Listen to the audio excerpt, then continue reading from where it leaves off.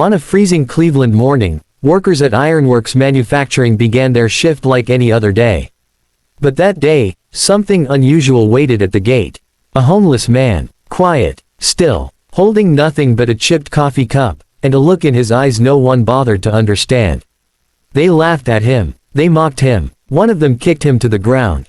What they didn't know was that the man they were humiliating owned the entire factory. This is the story of the billionaire who disguised himself as a homeless man to discover the truth about the people he trusted. Before we begin, make sure to subscribe for more powerful stories every week. Now, let's start. The morning shift horn wailed across the yard. The metal doors opened. Blue-collar boots stomped through slush and ice. And there he stood, a homeless man wrapped in a torn gray coat. Snow clung to his beard. His hands trembled inside fingerless gloves. Nobody greeted him. Nobody asked why he was there. Instead, they whispered, "Worker 1, look at this bum, probably waiting for handouts. Worker 2, man shouldn't be standing here. Makes the place look bad. Worker 3, laughing, bet he smells like a dumpster." The homeless man didn't speak. He only nodded, softly, as if he expected this. But then, the plant bully arrived. Trevor Manning, 6 feet 3, tattooed arms. A man who believed toughness was the same as cruelty. He walked straight up to the homeless man, sneering. "Trevor, you're blocking the gate, old man." The homeless man stepped aside. But Trevor shoved him anyway. The man fell, hard. Metal scraped his palms. His cup rolled into the slush. The workers laughed. The homeless man whispered only 2 words. "Thank you." They didn't understand. Not yet. Inside the factory, the foreman, Mr. Halpern, slammed his clipboard onto the desk. "Halpern, someone get security. I'm not dealing with vagrants today."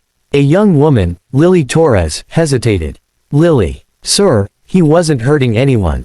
"Halpern, then you go babysit him if you care so much." Lily turned away, uneasy. She had a feeling something was wrong.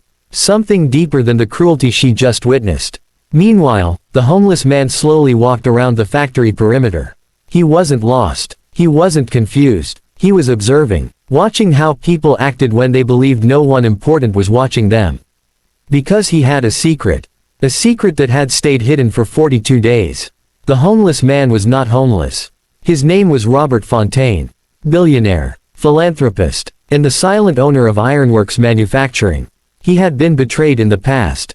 Lied to, used, exploited. So this time, before expanding the factory, before handing out promotions, he decided to live among the lowest, the forgotten, the ignored. To see people's true character. Trevor returned during lunch break and spotted the man again near the dumpsters. Trevor, still here, didn't get the message. The homeless man smiled gently. Robert, soft. Not everyone who looks poor is useless. Trevor froze. Something about those eyes. Not fearful. Not weak, just knowing. Trevor kicked the man's coffee cup again. This time, it cracked in half. Lily ran to help. "Lily, hey, stop it. What is wrong with you?" Workers gathered around. Phones out, recording, laughing. The homeless man rose slowly. And for the first time, he looked directly into the crowd.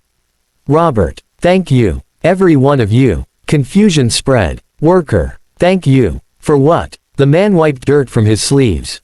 "Robert, for showing me exactly who you are, before I reveal who I am."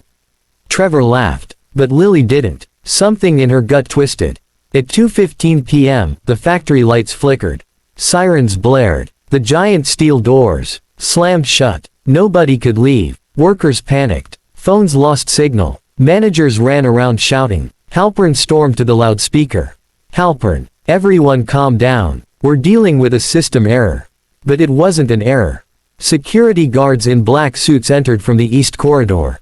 The kind of suits nobody in the building had ever seen. Behind them walked the homeless man.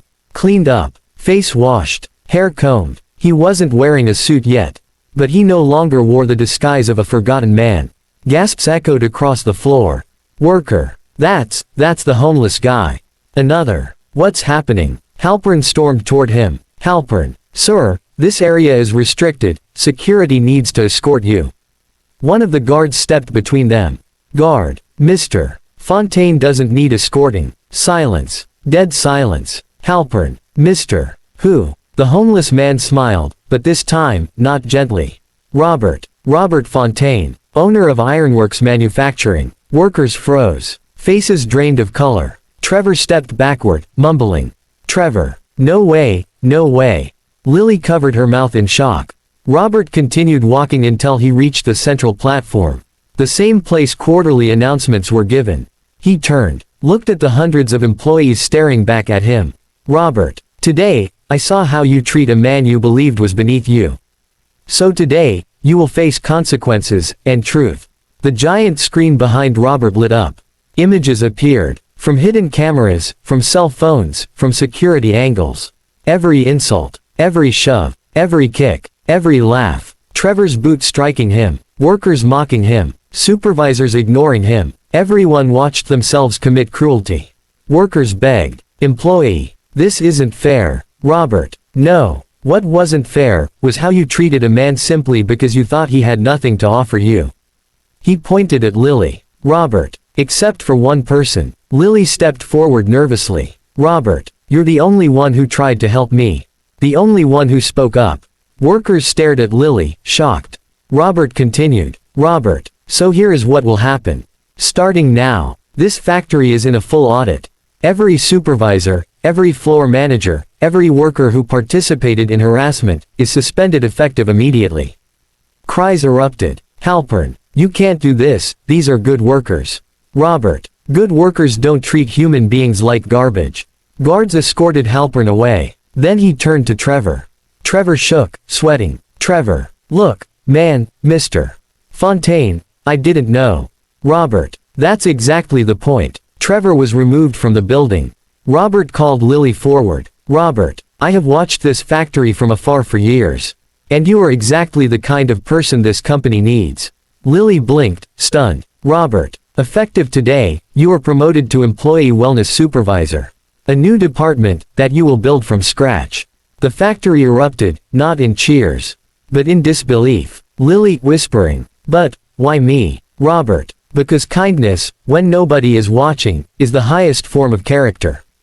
Tears filled her eyes. Robert scanned the room. Robert, for the rest of you, your jobs are not gone, but you will complete a 6-week character renewal program. And your behavior from now on will determine your future here. A murmur spread across the crowd. Relief, fear, gratitude, shame. Then Robert said something nobody expected. Robert, when I lived on the streets for these 42 days, I learned how invisible people become. Never again will anyone step into this building feeling worthless. He paused. Robert, and that begins today. The doors unlocked. Workers stepped out silently, no jokes, no laughter. Only reflection. Trevor walked alone to the parking lot, escorted by guards. He never returned. Lily remained by Robert's side. Lily, sir, why did you put yourself through this? Living on the streets, being mistreated, all of it. Robert looked out toward the factory yard. Snow fell lightly over the smokestacks. Robert, because a man's true character is revealed, not by how he treats the powerful, but by how he treats the powerless. Lily nodded, her eyes glowing with respect. Robert, and now, this factory will change. From the inside out. He walked toward the gate, the same gate he had once stood outside as a nobody. Now walking through it as the man he truly was. A billionaire, who taught a factory the lesson of a lifetime. Narrator. If you enjoyed this story, subscribe for more dramatic tales with powerful lessons every week. And remember, kindness costs nothing, but reveals everything.